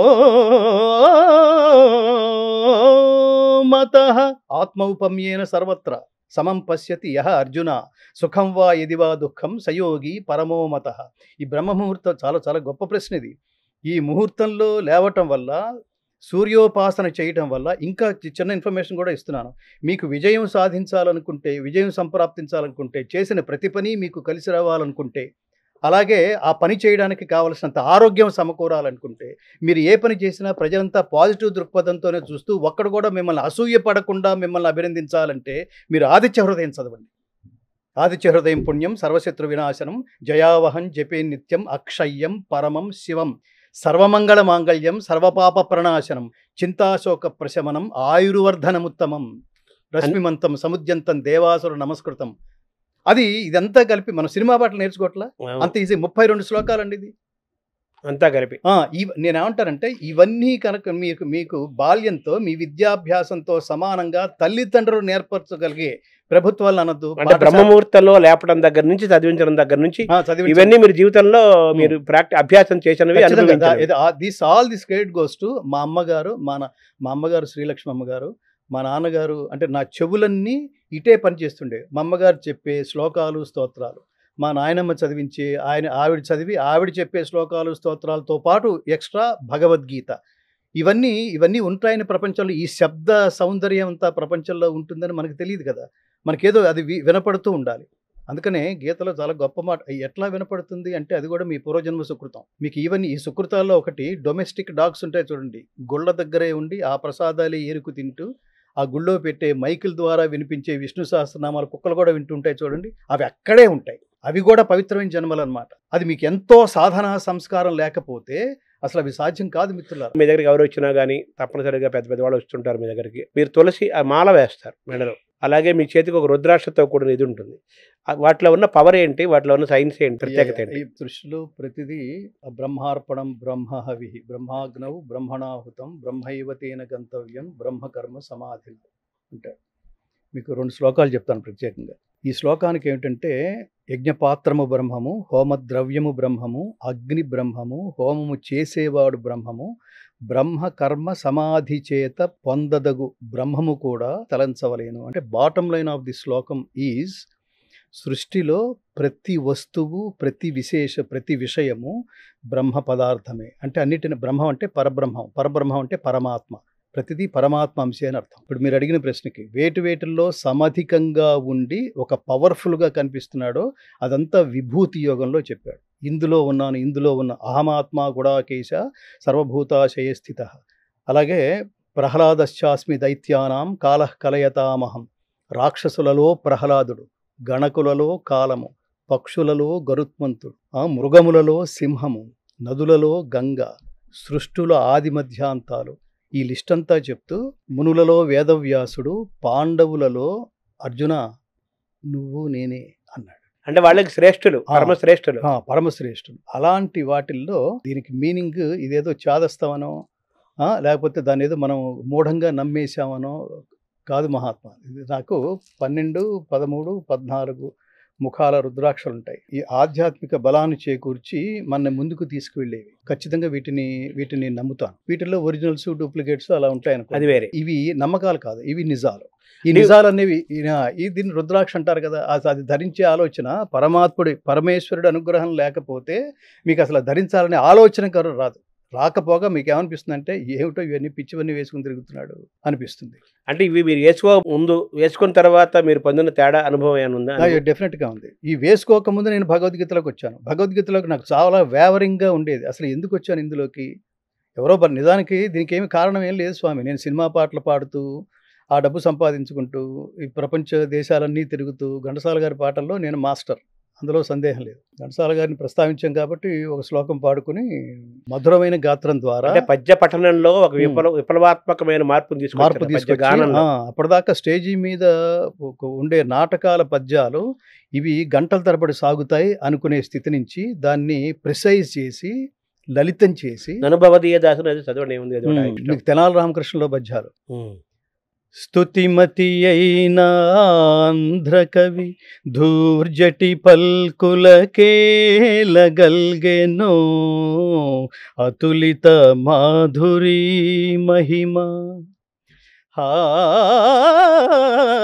తెలిసెన్ భువనైక మోహనోద్ధత సుకుమారవార వనితా జనతా ఘనతాపహారి సంతత మధురాధరోదిత సుధారసధారల గ్రోలుటంజుమీ. భగవద్గీతలోకి ప్రవేశించిన తర్వాత ఈ స్థిర నిశ్చయంతో ఉండటానికి, మన కంట్రోల్ చేయడానికి, మన మీద ఆ పవర్స్ చూపించి మనం నియంత్రించేందుకు రకరకాల మార్గాల్ని మనం ఎంచుకుంటాం. అది మణిమంత్ర ఓషధయ అంటారు. మణులు, మంత్రాలు, ఓషధులు.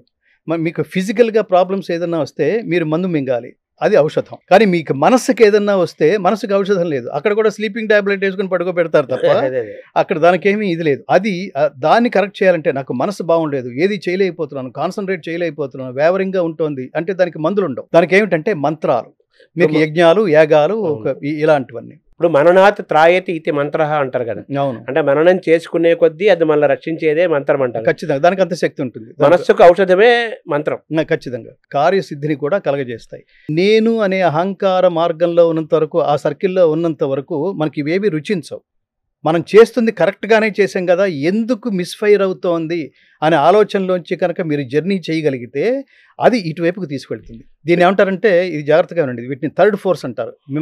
మిమ్మల్ని ఏదో రక్షించాలి, మిమ్మల్ని మీరు మీ నుంచి మీరు బయటికి రాలేరు. ఉదాహరణకి మీరు తేనె చుక్క నాకుతుండగా ఒక తేనె బొట్టు కింద పడింది, మీరు మిగతా అంతా తేనె నాకే పనిలోనే ఉన్నారు. అదంతా ఆ ప్రక్రియ అంతా అయిపోయిన తర్వాత కిందకి చూస్తే దాని మీద, ఆ కింద పడిన చుక్క మీద ఒక ఈగ వాలింది. అది కూడా నాకుతూనే ఉంది, కానీ బయటికి రావడానికి చేసే ప్రయత్నంలో ఫెయిల్ అవుతోంది. అది మీకు అర్థమైపోయింది, కన్ఫర్మ్డ్గా ఇది చావడం ఖాయం, కానీ తీగా చస్తుంది, ఇది బయటికి రాదు అనేది అర్థమైపోతుంది ప్రకృతికి కూడా. ఆ టైంలో, అది బయటికి రాలేని టైంలో, గింజుకుంటున్న టైంలో ఇప్పుడు దాన్ని ఎవరు రక్షించాలి? మీరు సడన్గా దానికి అయ్యే రై తేనె చుక్క తీసేయండి, దాన్ని తుడవండి అన్నారు మీరు. అప్పుడు వెంటనే వాడు ఏం చేశాడంటే అందులోంచి పొలతో ఈగని బయటికి తీసి తేనె తుడిచేశాడు. ఇప్పుడు జరిగింది ఏమిటి? థర్డ్ ఫోర్స్, మూడో వాడెవడో దాని ప్రయత్నం లేకుండా, అది అడగకుండా వాడెవడో దృష్టో దాని మీద పడి అలా రక్షించబడింది. మాట్లాడుతున్నావు, ఉన్నట్టుండి కింద పడిపోయావు. అప్పుడు ఎవరో మన కెమెరామెన్లే తీసుకెళ్ళాలి, మన ఇంటి పక్కన వాళ్ళే తీసుకెళ్ళాలి. మనం చాలా చోట్ల చూస్తుంటాం, వాళ్ళు వచ్చేసరికి కొన్నిసార్లు లేట్ అయిపోతుంది, ఇంట్లోనే వెళ్ళిపోయాడు, ఇంట్లో ఎవరు లేరు, ఉన్నట్టుండి పడిపోయాడు, తలుపులు తాళం వేసి ఉంది. 3వ రోజో 4వ రోజో ఆ పక్కింటి వాళ్ళు ఎవరో చూశారు బయటికి రావట్లేదని, అప్పటికే వెళ్ళిపోయాడు. కానీ ఇంకో సందర్భాల్లో చూడండి, వాడు చేసిన పుణ్యఫలం వల్ల ఇంట్లో ఉన్నాడు, తలుపులు వేసి ఉన్నాయి, సడన్గా కింద పడిపోయాడు. కింద పడిపోగానే ఈసారి పడ్డం ఏ కొండ మీదో, ఏ గాజు వాటి మీదో పడ్డాడు. పెద్ద శబ్దం వచ్చింది. పెద్ద శబ్దం వచ్చింది ఏంటని పక్కింటి వాళ్ళు తలుపు వెంటనే వచ్చి, వాళ్ళు ఎలర్ట్ అయ్యి, ఆ టైంలో వాళ్ళ ఇంట్లో ఉండి ఎలర్ట్ అయ్యి వచ్చి తలుపు కొట్టారు. లేదు, ఏదో శబ్దం వచ్చింది, వెంటనే ఆయనకు ఫోన్ చేశారు, ఫోన్ లిఫ్ట్ చేయలేదు. ఇప్పుడు తలుపులు పాల్గొట్టారు. ఇదంతా ఏంటిది? ఈ జరిగిందంతా ఆయన ప్రయత్నం పవర్ ఖచ్చితంగా. సో అది రక్షంతి పుణ్యాని పురాకృతాని అంటే, పూర్వం నువ్వు చేసిన మంచి పనుల వల్ల నీ ప్రయత్నం లేకుండానే రక్షించబడ్డావని లెక్క.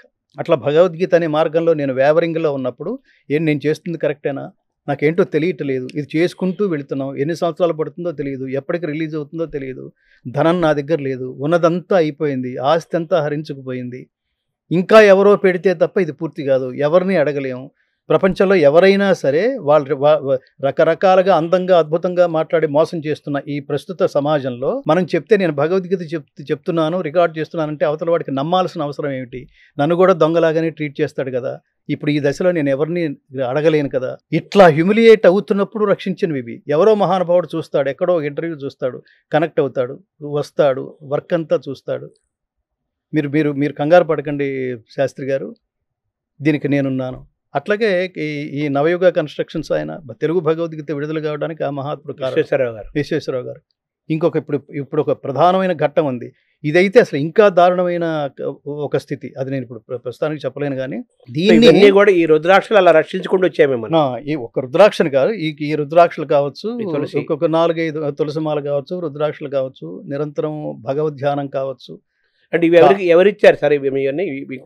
ఇది నేనే, అంటే ఈ రుద్రాక్షలు కూడా ఏమిటంటే, ఏది పడితే అది మీరు దొరికింది కాబట్టి ధరించుకోకూడదు. అవును, మీ జాతకాన్ని బట్టి, మీ time of birth, place of birth, date of birth ఇవన్నీ తీసుకుని మీ జాతకం వేసి, ఆ జాతకంలో నక్షత్రాలు ఏ పొజిషన్స్ ఉన్నాయో చూసి, రెండోది మీకేం కావాలో తెలుసుకుని ఏం కావాలనుకుంటున్నారో, మీరు బిజినెస్ మ్యాన్, మీ సంకల్పం, మీరు బిజినెస్ మ్యాన్ కావాలనుకుంటున్నారా, ఆధ్యాత్మిక మార్గంలో ఉండాలనుకుంటున్నారా, అశాంతిగా ఉన్నారా, ధనం కావాలా, ఇలాంటివన్నీ ఈ రెండింటికి మ్యాచ్ చేసి సూచిస్తారు. మళ్ళీ వాళ్ళు కరెక్ట్గా ఉండాలి. వాళ్ళు మళ్ళీ ఆధ్యాత్మిక వాళ్ళు ఏంటంటే ఇండోనేషియా రుద్రాక్షలని, నేపాల్ రుద్రాక్షలని ఉంటాయి. నేపాల్ రుద్రాక్షకి శక్తి ఎక్కువ, ఆ భూమి మీద పండిన రుద్రాక్షకి శక్తి అమితమైంది. అలాగే ఈ మెడలో ఇవి తులసి, అవి మీ దగ్గరకు వచ్చినప్పుడు అందరికి మెడలో నేను తులసి మాల వేస్తాను. తులసి కృష్ణుడికి సంకేతం. తులసి దళం, తులసి అయిన బృందావనం అన్నాం కదా, బృంద అంటే తులసి. ఏంటి సార్ దానిలో ఉన్న విశిష్టత? పవిత్రమైన ప్లాంట్స్లో అది అతి పవిత్రమైంది. అది ఆక్సిజన్, చాలా గొప్ప ఆక్సిజన్ రిలీవరు.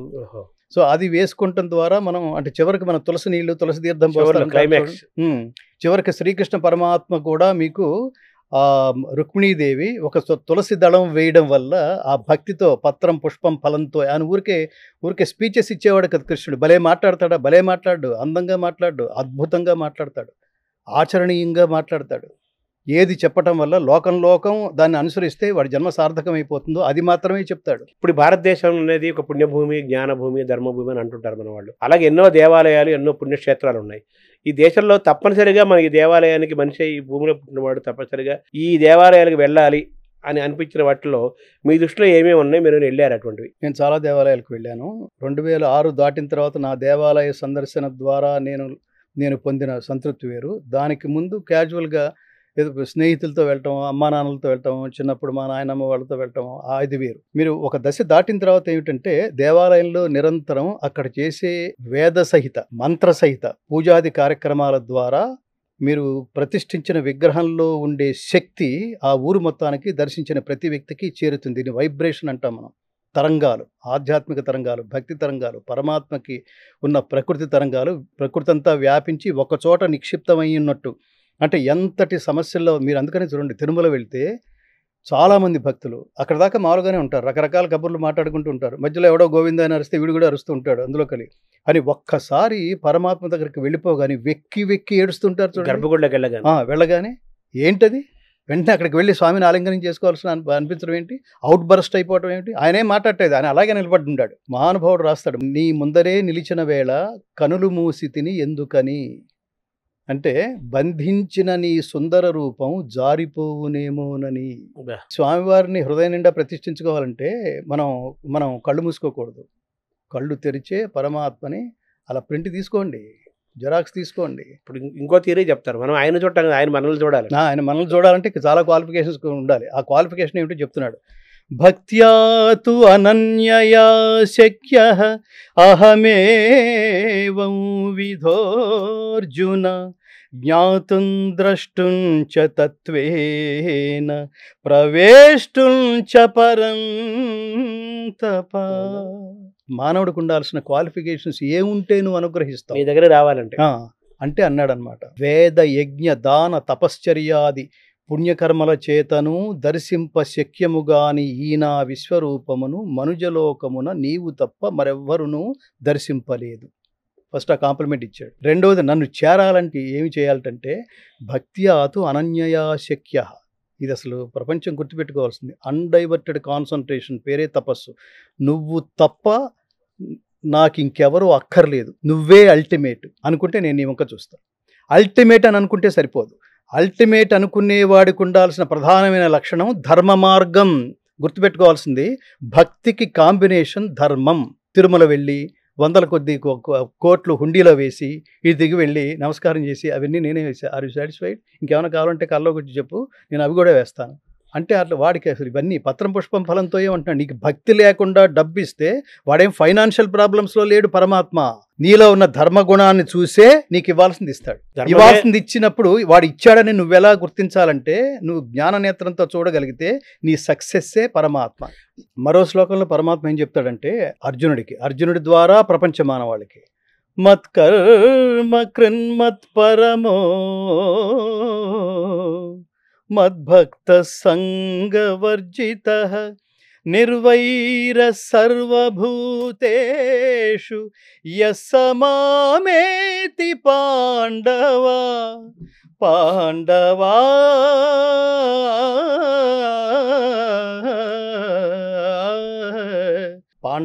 నేనే పరమగతి అని నమ్మవలెను. సమస్త కర్మలను భక్తి శ్రద్ధలతో నాకే అర్పించవలెను. సంగరహితుడై సంఘం అంటే ఆసక్తి, అటాచ్మెంట్ బాధ్యత ఉండాలి, అటాచ్మెంట్ ఉండకూడదు. అటాచ్మెంట్ ఎక్కడైతే ఉంటుందో అక్కడ బాధ. ఇది నాది అనుకున్నావు, తర్వాత కాలంలో అది నీ నుంచి విడిపోయింది, ఏడుపు. అది నీ పిల్లలైనా, సమాజమైనా, నువ్వు కొనుక్కున్న వస్తువైనా, భోగ వస్తువైనా, నువ్వు సంపాదించుకున్న ఆస్తి అయినా, తర్వాత కాలం లేకపోతే ఏడుపే. అంతవరకే అది. అంటే మీరు ఇంతగా శ్రీకృష్ణుడి యొక్క అనన్యమైన భక్తితో మీరు ఆ భగవద్గీతను ఆచరిస్తున్న క్రమంలో ఆ భగవద్గీత కోసమే మీరు కష్టపడుతున్నారు, కృషి చేస్తున్నారు, చాలా జరుగుతుంది. 9 గంటల భగవద్గీతకు ఇక్కడ చాలా ఒక చిన్న విషయం అండి. అంటే సందర్భం వచ్చింది కాబట్టి భగవద్గీత కోసమే కష్టపడ్డం అంటే యాజ్ ఏ సింగర్ మనం చనిపోయిన తర్వాత మన శవం దగ్గర మూగేవాళ్ళు ఏమనుకుంటారు, వీడు ఏమన్నా సరదాగా వచ్చిపోయాడా, తిరిగి లోకానికి ఏదైనా ఇచ్చిపోయాడా, అవును ఊరికి చచ్చిపోయాడా, అవును ఇలా అనుకుంటారా? లేకపోతే ఇట్లాంటి విలువైన వ్యక్తిని ఈ స్ఫూర్తి తీసుకుని మరికొంతమంది ఎదగాల్సినంత స్ఫూర్తి ప్రపంచానికి ఇచ్చిపోయాడని నమస్కరించాలా? కోట్ల మంది రాజులు పరిపాలిస్తే కొంతమంది పేర్లు మాత్రమే గుర్తుపెట్టుకున్నాం ఏమిటి? ఇవాళ ఇప్పుడు నిజంగా చరిత్ర తవ్వుతుంటే సంభాజీ, శివాజీ వెళ్ళిపోయిన 395 సంవత్సరాల తర్వాత ఇవాళ ఆయన జయంతి జరుపుకుంటున్నామా? ఎంత గొప్పవాడై ఉంటాడండి. ఈ తలుచుకునే లిస్టులో మన పిల్లల్ని తయారు చేయలేమా? నేను తల్లులకి చెప్తోంది అది. భగవద్గీత ద్వారా ఏదో భగవద్గీత నేను నేర్చుకున్నాను, నేను పాడేశాను, ఆ పాడేసింది అయిపోయింది. అది వెనకటి రోజు నారాయణ రెడ్డి గారు చెప్పినట్టు ఎంతసేపు వెనక చేసేసాను, ముందు ఏం చేయాలో ఆలోచించు, అప్పుడు రేపేం చేయాలో ఆలోచించు, ఇవాళ ఏం చేస్తున్నావు ఆలోచించు. మనం చేసేసాం, మొన్న అయిపోయింది. అది నెక్స్ట్ చేయాల్సింది ఏమిటి? నేను ఆ పాయింట్ దగ్గరే భగవద్గీత పాడడంతో అయిపోలేదు, పాడడంతో ఆపేస్తే ఇది కూడా సంపూర్ణంగా శవాల దగ్గర పెట్టేయడానికి మన వాళ్ళు రెడీగా ఉంటారు. కాదురా నాయన, అక్కడ పెట్టకూడదు. ఎందుకు పెట్టకూడదు అంటే సహేతుకంగా చెప్పాలి. ఇది కర్తవ్య బోధన. అయినా మన పిల్లలకి ముందు ముఖ్యంగా తల్లిదండ్రులు పిల్లలతో మీ విలువైన సమయాన్ని గడపండి. ఎలా గడపాలంటే ఈ దేశం గొప్పదనం గురించి చెప్పండి, తల్లిదండ్రుల గొప్పదనం గురించి చెప్పండి, మాతృదేవోభవ అంటే చెప్పండి, పితృదేవోభవ అంటే చెప్పండి, అసలు వీళ్ళు దేవుళ్ళు ఎలా అయ్యారో చెప్పండి. తైత్రీయ ఉపనిషత్తు వీళ్ళని దేవుళ్ళుగా ఎందుకు ప్రస్తావించిందో చెప్పండి. ఎందుకు దేవుళ్ళతో కంపేర్ చేసే మాతృదేవోభవ ఎందుకైంది అంటే తల్లికి దేవుడికి ఇవ్వడమే తెలుసు, తీసుకోవడం తెలియదు. అందుకని తల్లి దేవత. తండ్రి కూడా పిల్లలకి ఇవ్వడమే తెలుసు. నేను నా శాలరీ అంతా, నా సంపాదన అంతా నీకోసమే తగలపోసాను, నువ్వు పెద్దవాడమైన తర్వాత తిరిగి నాకు అదంతా ఇచ్చేయాలి రోయ్ అని ఎప్పుడన్నా అడుగుతాడా? అందుకని ఆయన కూడా ఇవ్వటమే తెలుసు, ఆయన కూడా దేవుడే. ఇలా చెప్పండి అని చెబుతూ స్కూల్స్లో చెప్పట్లేదు. హిందూయిజం పాడైపోయింది, అది సర్వనాశనం అయిపోయింది. ప్రభుత్వాలు కాదు, ముందు తల్లిదండ్రులు గుర్తించండి. హడావిడిగా ఉండకండి, రోజంతా బిజీగా ఉండకండి. వాళ్ళు బతికేదో వాళ్ళు బతుకుతున్నారు, స్కూల్కి వెళ్తున్నారు, కాలేజీకి వెళ్తున్నారు, ఫ్రెండ్స్తో తిరుగుతున్నారు, బర్త్డేలు చేసుకుంటున్నారు. వాడు క్లబ్కి వెళ్తున్నాడో, పబ్కి వెళ్తున్నాడో, గుడికి వెళ్తున్నాడో తెలియదు, అబ్జర్వేషన్ లేదు. ఇక్కడ ప్రధానంగా గుర్తుపెట్టుకోవాల్సిన వాక్యం పురుషుడు బీజం, స్త్రీ క్షేత్రం. స్త్రీని క్షేత్రం అంటారు, పురుషుణ్ణి బీజం అంటారు. బీజం పాడైతే బీజానికి మాత్రమే నష్టం శర్మగారు. క్షేత్రం పాడైతే కుటుంబానికి, సమాజానికి నష్టం. ఏ రకంగా నష్టమో ఇవాళ దురదృష్టవశాత్తు మనం సోషల్ మీడియా చూస్తున్నాం. మనకు ముందు ఒక రిఫరెన్స్ చెప్పుకున్నాం, ఝాన్సీ లక్ష్మీబాయి అన్నాం. స్త్రీ అంటే ఎవరంటే ఝాన్సీ లక్ష్మీబాయి అన్నాం. ఇంకొంచెం వెనక్కి వెళ్తే సీతమ్మ తల్లి అన్నాం. డిప్రెషన్లో ఉన్నప్పుడు లేకపోతే చాలా క్యాజువల్గా మాట్లాడుతున్నప్పుడు రాముడి భాషను కూడా కరెక్ట్ చేసేది సీతమ్మ. నేను వెళ్ళి 14 క్షణాల్లో గడిపేసి వచ్చేస్తాను, అత్తమామలు జాగ్రత్తగా చూసుకుంటుంది, వాళ్ళకి ధైర్యంగా ఉండు, వాళ్ళ దగ్గర ఉండు. ఎందుకు వద్దంటున్నానంటే అక్కడ చాలా చాలా క్రూర మృగాలు ఉంటాయి, నీకు మ్యాచ్ అవ్వదు, ఎవరికి ఆహారం అయిపోతామో తెలియదు. ఇక్కడ హంసతూలికా తల్పాలపైన భోగించవలసిన ఆనందాలని, భోగాల్ని అనుభవించవలసిన నువ్వు అక్కడ కట్టిక బండల మీద నువ్వు పడుకోలేవు. క్రూర మృగాలు ఉంటాయి. ఇవన్నీ చెప్తుంటే క్రూర మృగాలు ఉంటాయా అంటే, క్రూర మృగాలు ఉంటే వాటి నుంచి ఇన్ని కోట్ల మందిని రక్షించే ప్రభు స్థానంలో ఉన్న నువ్వు క్రూర మృగాల నుంచి నన్ను రక్షించలేని దుర్బల స్థితిలో ఉన్నావా? నీ భార్యని రక్షించలేని లోకాన్ని అని ఇప్పుడు నీలో నేను స్త్రీత్వాన్ని చూస్తున్నా, పురుషుణ్ణి చూడలేదు అని కర్తవ్య బోధన చేసి. ఎంత గొప్ప మాట అది. ఇవాళ చిన్న తేడా వస్తే నేను సంపాదిస్తున్నా, నువ్వు సంపాదించడం ఏంటి, నేను సంపాదిస్తున్నా, కాబట్టి ఇమ్మీడియట్గా విడిపోదాం. అదేంటి, మన పెళ్ళై 6 నెలలు అయింది కదా, 6 నెలలైనా 6 క్షణాలైనా సరే ఇట్లాంటి వాడిని నేను బేర్ చేయలేను. అర్జెంటుగా మన సమస్యను పరిష్కరించుకోవడం అనేది కాదు ఇవాళ ప్రధానం, వెంటనే విడిపోవడం. పెళ్లిళ్ళకి వెళ్ళాలంటే భయం వేస్తోంది శర్మ గారు. దానికోసం ఇంటి దగ్గర నుంచి బయలుదేరి తయారై ఫ్యామిలీని తీసుకుని ఒక గిఫ్ట్ ఏదో తీసుకుని బొకే తీసుకోవడానికి కూడా గంట పెడుతోంది. ఇంత ట్రాఫిక్లో జర్నీ చేసి దీనికోసం ఇంత ఖర్చు పెట్టి మనం శతమానం భవతిని ఆశీర్వదించి అధిక దుఃఖమైన ఆనందమైన కలసి చెమ్మగిల్లు కనులు రెండు ఆలుమగల జంట అట్లున్నయప్పుడే సౌఖ్య జీవనము సాధ్యమగును. అలా సీతారాముల్లాగా బతకండి, ఒకరికొకరులాగా బతకండి. ఇప్పుడు మేడ్ ఫర్ ఈచ్ అదర్ లాగా కనిపిస్తున్నారు మీరు ఇప్పుడు ఆనందంగా, కానీ 10 years తర్వాత మ్యాడ్ ఫర్ ఈచ్ అదర్ లాగా మీరు కనిపించాలి. మీ డిజిగ్నేషన్ అలా మారాలి. వెనక వచ్చే తరాల వాళ్ళకి వాళ్ళు పెళ్లి చేసుకుని మాత్రం ఏం సుఖపడ్డారులే, మనం కూడా ఎందుకు పెళ్లి చేసుకోవాలి అనే ఇన్స్పిరేషన్ ఇవ్వద్దు. ఇప్పుడు ప్రేమ పెళ్లిళ్ళు పెరుగుతున్నాయి, వెంటనే విడిపోతున్నారు, పెళ్లి హంగామా ఆర్భాటంతో పెళ్లిళ్ళు చేస్తున్నారు, ఎవరు కలిసి ఉండలేదు, తగ్గిపోయింది ఆ కాలం. మీరు ఆ దాంపత్య బంధం. అందుకే దీని ఏమంటే ఇంగ్లీష్లో కూడా ఉంది స్వామి, ఇది క్వాలిటీ టైం అన్నారు కదా, అది మీకు తెలియదా? క్వాలిటీ టైం మీరు ఒకరి కోసం ఒకరు గడుపుతున్నారా? పెళ్ళయిన తర్వాత మీరిద్దరు భార్యాభర్తలైన డిజిగ్నేషన్స్తో బతకండి, స్నేహితులైన డిజిగ్నేషన్స్తో బతకండి. భార్యాభర్తలు అంటే ఒకళ్ళు ఎక్కువని ఒకళ్ళు తక్కువని ఈ ఈగోలు. మీరు గుర్తుపెట్టుకోవాల్సింది, ప్రేమ కానీ స్నేహం కానీ, పెళ్ళిళ్ళు కానీ, ఏ బంధమైనా కానీ ఈగోలతో సాధ్యం కాదు. ఈగోలతో దాన్ని నిర్వర్తించలేము, ఈగోలతో కొనసాగించలేము. కేవలం ప్రేమతోనే కొనసాగించలేము. శ్రీకృష్ణ పరమాత్మ ద్వారక రీసెర్చ్ చేసే ఒక పెద్ద కార్యక్రమం జరుగుతుంది కదా, దాన్ని ఏమంటారు, ఎలా చూస్తున్నారు, ఏమంటారు దాన్ని? ప్రపంచానికి తెలియాల్సిన అవసరం ఉందండి, చాలా అవసరం ఉంది. చాలా గొప్ప ఇది. ఇప్పటి వరకు అంటే ఆ మధ్య వరకు మీరు చూడండి, క్రీస్తు పూర్వం 312లో శ్రీకృష్ణ పరమాత్మ నిర్యాణం జరిగింది అని నాసా వాళ్ళు చేసిన పరిశోధనలో డేట్తో సహా శ్రీకృష్ణ జననం నిజమే అని నాసా నిర్ధారించింది అని ప్రధానంగా మనకి అన్ని పత్రికల్లో వచ్చింది. ఇప్పుడు చెప్పండి, వాడెవడో నిర్ధారించడం ఏంటండి? అంటే ప్రపంచానికి, ఈ సైన్స్ ప్రపంచానికి ప్రామాణికత ఏమంటారు, మీకు ఇది శాస్త్రీయమేనా అని ప్రతి విషయాన్ని ప్రశ్నించే మిగతా ప్రపంచానికి మీకు ఎప్పుడూ రుజువులు సాక్ష్యాలు చెప్పాల్సిన పరిస్థితిలో శ్రీకృష్ణ పరమాత్మ జన్మ, ఆయన అవతారం నిజమేనని అప్పుడు ప్రూవ్ చేయడంతో ప్రపంచం అంతా ఒక్కసారి స్ట్రాంగ్గా, ముందు అసలు ముఖ్యంగా హిందూ సమాజం కూడా స్ట్రాంగ్గా బిలీవ్ చేయటం మొదలెట్టింది. అలాగే రామసేతు భారతదేశానికి సంబంధించింది అయితే, భారతదేశంలో కట్టబడింది అయితే, దాన్ని ఇతర పాశ్చాత్యులు యాడమ్ బ్రిడ్జ్గా దాని మీద స్టాంప్ వేసి వాళ్ళ అకౌంట్లో చేర్చుకోవడానికి ప్రయత్నం చేసి, ఇదంతా మేము చేసిన కృషి ఫలితమైన వాళ్ళ అకౌంట్లో వేసుకోవడానికి ప్రయత్నించే నేపథ్యంలో ప్రతి విషయాన్ని ఇవాళ హిందువు, ముఖ్యంగా అసలు మనం చాలా మెచ్చుకోవాల్సింది ఈ సోషల్ మీడియాని, ఈ చరిత్రని, ముఖ్యంగా మోదీ ప్రభుత్వాన్ని. మోడీ గారు స్వయంగా సముద్ర గర్భంలోకి వెళ్ళి ద్వారకా అవశేషాలు ఆయన గుర్తించడం జరిగింది. ఆ రోజు ఆయనతో పాటు ఈ దేశం అంతా పొందిన ఆనందం అంతా ఇంత కాదు, అది దర్శించి తీరాల్సింది.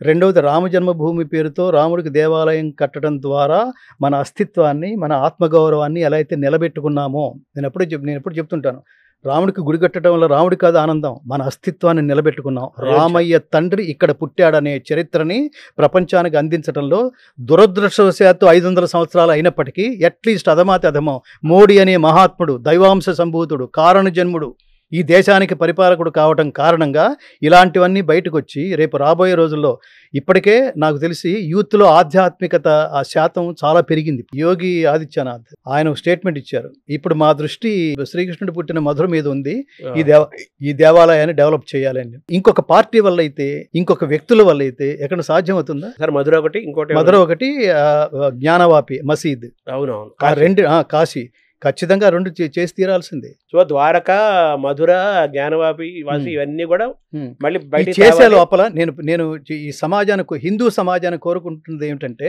హిందువులారా దయచేసి మీరు ప్రాక్టీసింగ్ హిందూస్గా ఉండండి. జస్ట్ బొట్టు పెట్టుకోవడంతో మీ హిందూయిజం పరిసమాప్తమైందని అనుకోవద్దు. ఎగ్జిబిషన్ కాదు ఇది. నిజంగా మీకు భక్తి ఉందా? నేను ఎప్పుడు అడుగుతుంటాను, తిరుపతి వెళ్ళేవాళ్ళు భక్తుల రూపంలో వెళ్తున్నారా, పర్యాటకుల రూపంలో వెళ్తున్నారా? 4 రోజులు సెలవులు దొరికినాయి, నాకు తెలిసిన మినిస్టర్ ఒకడు ఉన్నాడు, అందుకని నేను 4 టికెట్లు నేను L1లో నేను దర్శనం చేసుకుని వస్తాను, వచ్చేటప్పుడు బోలెన్ని ప్రసాదాలు తీసుకొస్తాను. ఈ తంతు కాదు కదరా, నాన్సెన్స్. అవును, దేవాలయంలో దేవుడు ఉన్నాడు అనుకోవటం భక్తి, దేవుడు సర్వత్రా వ్యాపించి ఉన్నాడు అనుకోవటం జ్ఞానం. ఆ జ్ఞానం సంపాదించుకోవడం కోసం ఇది ఒక మార్గం మాత్రమే. అక్కడే ఉండడు దేవుడు, పుణ్యక్షేత్ర దర్శనం అంతే, దర్శన స్పర్శనాలు అనుభవించాలి. ఇదొకటి ప్రధానంగా. రేపు రాబోయే రోజుల్లో ఇప్పుడు ఇంత హిందూయిజం ఇప్పుడు ఏ స్థితిలో ఉంది అని మీరు అడిగితే, హిందూయిజాన్ని కాపాడుకునే స్థితిలో హిందువులు ఉన్నారా అంటే ఇంకా ప్రశ్నార్థకమే స్వామి. మన మధ్యలో ఉండి, మైనారిటీస్ పేరుతో మన మధ్యలో ఉండి, మన దేవాలయాలనే కూరగొడుతూ, మన దేవీ దేవతల విగ్రహాలని సర్వనాశనం చేస్తూ, వీళ్ళని కాపాడేందుకు దుర్మార్గులైన ప్రభుత్వాలు వీళ్ళ మీద వాళ్ళ అమాయకులను, పిచ్చివాళ్లను ముద్రేసి వాళ్ళని రక్షించే ప్రయత్నం చేస్తూ ఉన్నా, మనం దూరంగా నిలబడి పేపర్లు చదువుతూ, టీవీలు చూస్తూ, సోషల్ మీడియాలు చూస్తూ, ఎవరో అరుస్తుంటే అవును నిజమే కదా అని జస్ట్ లైక్ దట్ అట్లా తీసిపడేసే స్థితిలో ఉంటే, నిర్వీర్యమైన స్థితిలో ఉంటే, ఒక్కళ్ళో కూడా చైతన్యం రగిలించలేని స్థితిలో ఉంటే ఏమి హిందూయిజం అండి ఇది?